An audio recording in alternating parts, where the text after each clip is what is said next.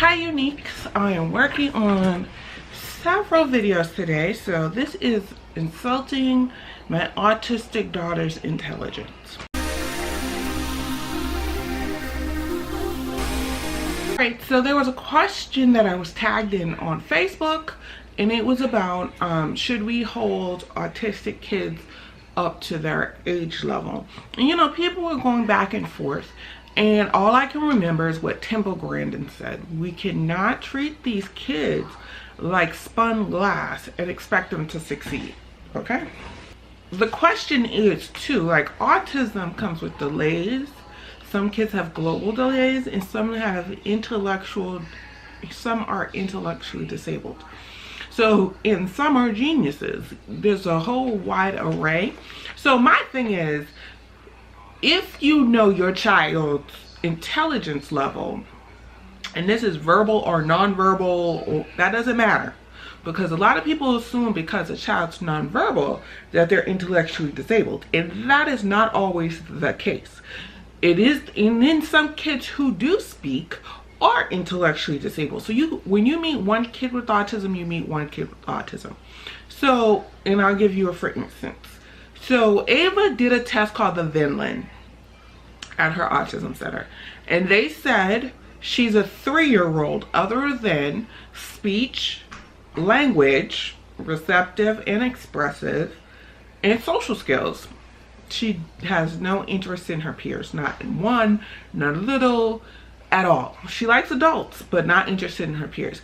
So other than that, she's a 3-year-old, a delayed 3-year-old, but she's a 3-year-old, intellectually, okay? Now, she just turned 4 last month, so I was really happy with that, because when we started this process, her delays were very far from where she should be, like years from where she should be.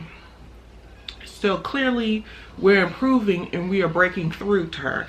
So saying that she's a delayed 3-year-old, I try to request of her what I feel she should be doing. And if she can't do it, that's fine too, you know what I mean? But what I realized was I was doing a lot of things for her that she could do herself, and I wasn't giving her the opportunity to do it. Now, my child's smart. If she thinks you're gonna do it for her, if you're gonna feed her, she's gonna let you do it. You know what I mean? Sure, you know, be my maid, pick up my trash, do everything. But if you require her to do it, she also falls in line and does that also. And then I also tempt fate, like, you know, because at a point, I didn't know if she really understood language or was it all contextual. You know what I mean? You're laying in the bed, so if I say lay down, you kind of get that, but you don't understand the word lay down. Now I'm really feeling that she understands language, okay? And there's just been things that happened that made me think that. So I think about last year, I would always put her in her car seat, like pick her up and put her in her car seat. And I said to a friend, I was like, you know, because she said her kids just get in the car seat. And one of her daughter is autistic, and she said her daughter gets in the car seat. And I'm saying, can Ava actually get in the car seat? Like if I say, get in your car seat, will she do it? And what I realized is you know, she has low muscle tone. So what I realized is her lower body strength isn't all that.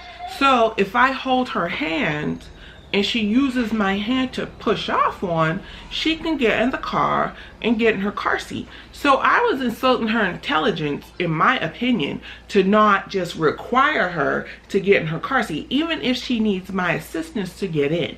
You know what I mean? Like I was not requiring enough of her. So also we started working, like I didn't just let the autism center do what they do. Let's put it this way. I can't expect them to do everything, right? So I started working with her at home, like for 15 minutes. And it's been off and on. It's been a tough couple of weeks, but we're gonna get back to it. And I wanted to test her imitation skills because they've been, you know, emerging. So I said, touch your head. she touched her head. I said, touch your nose. She hit her mouth, but she attempted to touch her nose. So I'm like, okay, so I talked to them today and I was like, you know, can we work on body parts to in turn start working on colors and things like that, because she is a delayed 3-year-old intellectually.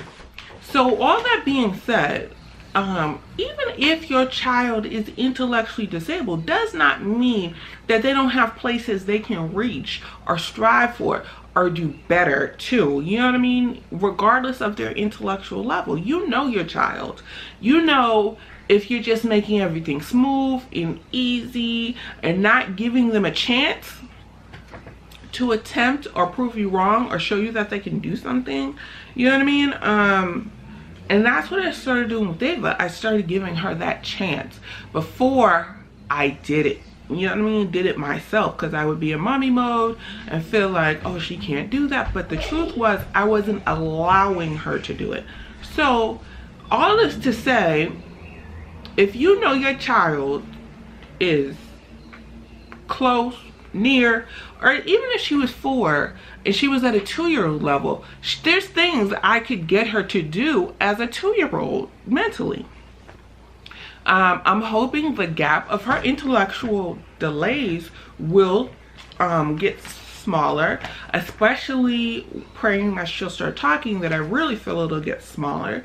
But either way, I have to require something from her. You know what I mean? I can't just not require. And you know, I really started to figure out what was toddler behavior and what was autistic behavior, and it's not the same. And sometimes I feel like I'm not gonna hide behind that disability bubble. Okay, I've dated someone who's deaf. I'm good friends with someone in a wheelchair, and it's easy to say, well, I have a disability, so you don't require as much from me. And I disagree with that. I said you require everything from them. If they can't do it, there's no shame in the game, but you require everything from them, and you don't insult their intelligence. You know what I mean? Regardless of what their intelligence is. As Temple Grandin said, her mother taught her manners. She didn't teach, you know, and that's what helped her through the years, because she taught her manners and how to conduct herself in society. Now granted, on autism, that's not always how it can be with every kid. It just isn't. Like, Ava yells and screams and sensory or whatever, and that's just her autistic sensory thing going on. She doesn't speak, so that's what she does. I don't feel that's lack of manners or whatever, but I'm still trying to teach her how to deal in the public. You know, those were questions I was asked today in parent training, like how does she do in public? And you know, to be honest, we're not in public that often, other than going to like the grocery store or Walmart or whatever. And you know, maybe I need to work on that and take her out into the world. But our lives are so packed with so many things that it's hard to do. It just is. So what is your opinion on the disabled and the requirements? You know, A, if they are intellectually there to do these requirements, or even if they're not, like, how do you feel? Should we shoot for the stars and see where they go, or baby them? I say shoot for the stars, because you never know. Like, comment, subscribe, holla back.